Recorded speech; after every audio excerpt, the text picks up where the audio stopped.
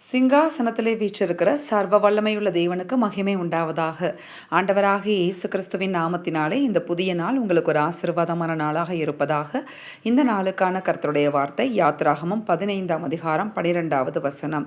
நீர் உமது வலது கரத்தை நீட்டினீர், பூமி அவர்களை விழுங்கி போட்டது. ஆமேன்.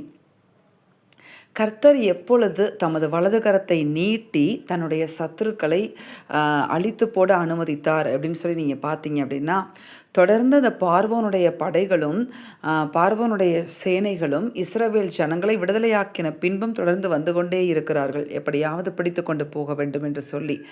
அப்போது தான் ஆண்டவர் என்ன செய்தார்னா, செங்கடல்ல அவர்களை முழுவதுமாக என்ன செய்து போட்டார், மூழ்கடித்து போட்டார் என்று சொல்லி வாசிக்கிறோம். அமேன். அதை குறித்த வசனம் தான் இந்த வசனம். அப்போ நீங்கள் பார்த்தீங்கன்னா, கர்த்தரே இந்த யுத்தத்தை எடுத்து நடத்துகிறதே நம்மளால் பார்க்க முடியும். கர்த்தரே யுத்தத்தில் வல்லவராயிருந்து இந்த யுத்தத்தில் மகிமையாய் தேவன் வெற்றி சிறந்தார் என்று சொல்லி இஸ்ரவேல் ஜனங்கள் பாடுகிறார்கள். ஆமேன். இதே போல கூட தொடர்ந்து வருகிற சத்துருக்களின் போராட்டத்தை கர்த்தர் நம்முடைய வாழ்க்கையிலும் ஒரு முடிவுக்கு கொண்டு வர விரும்புகிறார். ஆமேன். அதனால தான் ஆண்டவர் சொல்லியிருக்கிறார், மாம்சத்தோடு இரத்தத்தோடு நமக்கு யுத்தம் இல்லை, நமக்கு அந்தகார லோகாதிபதிகளோடும் வானமண்டலத்தின் பொல்லாத ஆவிகளோடும் யுத்தம் உண்டு என்று சொல்லியிருக்கிறார். அதனால் சத்துருவோடு கூட நாம் யுத்தம் செய்கிறவர்களாய் நாம் இருக்க வேண்டும் என்று தேவன் விரும்புகிறார். இந்த இடத்துல கர்த்தர் யுத்தத்தை யாரை கொண்டு செய்தார்னு நீங்கள் பார்த்தீங்கன்னா, மோசேயை கொண்டு செய்தார். நம்முடைய வலது கரத்தை நீட்டினார் என்று சொல்லி பார்க்கிறோம். ஆனால் யார் உண்மையிலே அந்த இடத்துல இருந்து வலது கரத்தை நீட்டினது, கோலை நீட்டினது அப்படின்னு நீங்கள் பார்த்தீங்கன்னா, அந்த செங்கடலை அவங்க கிராஸ் பண்ணி முடித்த உடனே மோசே தான் என்ன செய்வார் நீங்கள் பார்த்தீங்கன்னா, ஆண்டவருடைய வார்த்தைக்கு கீழ்ப்படிந்து அந்த கோலை செங்கடலுக்கு நேராக மறுபடியும் நீட்டுவார். நீட்டின உடனே அந்த குவிந்து நின்றிருந்த ஜலம் என்ன செய்தது, அப்படியே திரும்பி அந்த தொடர்ந்து வந்து கொண்டிருந்த பார்வோனையும் அவன் சேனைகளையும் அப்படியே செங்கடலில் மூழ்கி போட்டது. கர்த்தர் ஒரு மகிமையான வெற்றியை கட்டளையிட்டார். அதை அவர் வலது கரத்தினால் செய்தார் என்று நாம் வாசிக்கிறோம். அப்போ இந்த இடத்துல அவருடைய சார்பாக நின்று அந்த யுத்தத்தை நாம் செய்ய வேண்டியது அவசியம் இருக்கிறது. அவர் வெற்றியை தருவதற்கு அவர் வல்லமையுள்ள தேவனாக இருக்கிறார். ஆனால் நம்ம சைட்ல இருந்து அதை விசுவாசித்து அவருடைய வார்த்தைகளுக்கு கீழ்ப்படிந்து மோசே அன்னைக்கு செய்தார்.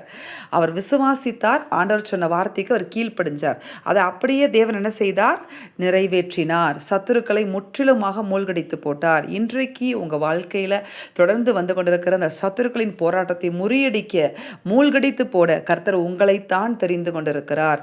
நீங்க அதை முதல்ல விசுவாசித்த ஆண்டவருடைய வார்த்தைக்கு கீழ்ப்படிந்து உங்க கையில இயேசு என்கிற நாமத்தை கொடுத்திருக்கிறார். அவருடைய ரத்தத்தின் வல்லமை உங்களுக்குள்ளாக இருக்கிறது. நீங்க சத்துருவுக்கு எதிராக உங்க கரத்தை நீட்டும் போது, அவரை துதிக்கிற ஆயுதத்தினால் துதி செலுத்தி அவரை பாடி கொண்டாடும் போது, கர்த்தருடைய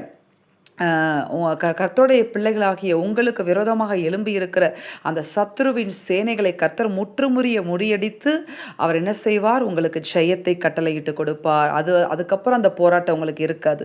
அதுக்கப்புறம் பார்வோனாலேயே அவங்களுக்கு எந்த போராட்டமும் இஸ்ரவேல் ஜனங்களுக்கு இல்லை. அதே போல கர்த்தர் போராட்டம் இல்லாத, யுத்தம் இல்லாத அந்த சத்துருக்களை முற்றிலுமாக முறியடித்து போட்டு உங்களுக்கு ஒரு இளைப்பாறுதலை, உங்களுக்கு ஒரு கொண்டாட்டத்தை, உங்களுக்கு ஒரு ஜெயத்தை, வெற்றியை தேவன் தரப்போகிறார். இதை விசுவாசித்து அப்படியே இயேசுடைய நாமத்தை சொல்லி நீங்க அந்த சத்துருவோடு கூட யுத்தம் செய்து அவரை துதித்து பாடி அவரை கொண்டாடி அவரை உயர்த்த ஆரம்பிங்க. உங்க வாழ்க்கையில உங்களுக்கு விரோதமாக தொடர்ந்து வந்து கொடுக்கிற சத்துருக்களை தேவன் உங்கள் கையிலேயே முறியடிக்கும்படி ஒப்பு கொடுப்பார். மோசையுடைய கையில ஒப்பு கொடுத்தது போல உங்களுடைய கையில ஒப்பு கொடுப்பார். அதற்கப்புறம் நீங்க இப்ப சந்தித்து கொண்டிருக்கிற போராட்டம், யுத்தம் இருக்காது. கர்த்தர் அமைதியையும் சமாதானத்தையும் சந்தோஷத்தையும் மகிழ்ச்சியையும் கொண்டாட்டத்தையும் உங்க வாழ்க்கையில உண்டாக்குவார். அம்மே. நாம் செபிப்போமா? எங்கள் அன்பின் பரலோக பிதாவே, நீர் கொடுத்த அந்த வார்த்தையின் படியே தகப்பனே, எங்களுக்கு விரோதமாக தொடர்ந்து வந்து கொண்டிருக்கிற சத்துருக்களின் போராட்டத்திற்கு விரோதமாக உம்முடைய கையை, வலது கரத்தை நீர் நீட்டுவீராக. நீட்டி முற்றுமுடிய எங்களுக்கு விரோதமான யுத்தங்களை ஓய பண்ணி எங்களுக்கு இளைப்பாறுதலையும் சந்தோஷத்தையும் சமாதானத்தையும் எங்கள் வாழ்க்கையில கட்டளையிடுவீராக. இது அப்படியே செய்து முடித்து இந்த நாளில் ஜெயத்தை கட்டளையிட்டதற்காக உமக்கு ஸ்தோத்திரம். இயேசு கிறிஸ்துவின் நாமத்தில் செபித்து ஜெயமெடுக்கிறோம் பிதாவே. ஆமேன். இந்த வார்த்தையின்படி இந்த நாளில் தேவன் உங்களை ஆசீர்வதிப்பாராக. ஆமேன்.